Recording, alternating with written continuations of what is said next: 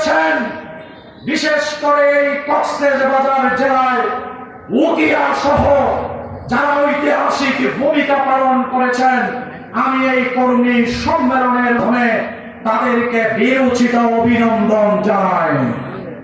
আমরা অভিনন্দন জানাই সংবাদ কর্মী যারা তাদের সঠিক জায়গায় এসে দায়িত্ব পালন করা শুরু করেছেন।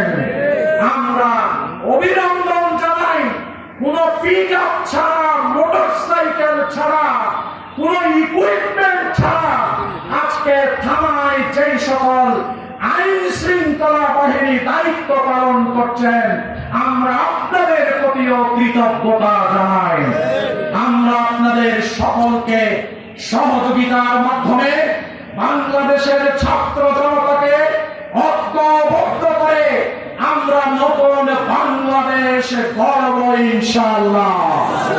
আমি জামাত ইসলামী ছাত্র শিবিরের সকল নেতা কর্মী ভাইদের কাছে আহ্বান জানাতে চাই, এই গৌরব, এই বিজয় যাতে আপনাদের মাঝে কোন ধরনের অহংকার তৈরি না করে, এই বিজয়ের জন্য অভিনন্দন দিবেন যারা অভিনন্দন পাওয়ার যোগ্য, আর এই বিজয়ের জন্য সব থেকে বেশি চোখের পানি ছেড়ে দিয়ে নফল নামাজ পড়ে শুকরিয়া করতে থাকবেন মহান রব্বুল আলামিনের।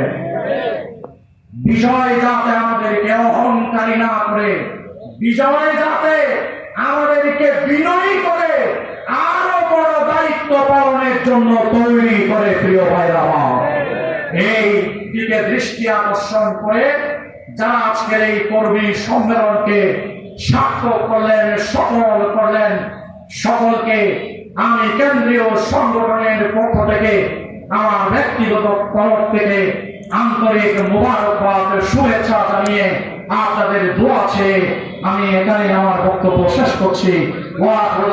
আলহামদুলিল্লাহ, আসসালামু আলাইকুম ওয়া রাহমাতুল্লাহি ওয়া বারাকাতুহু।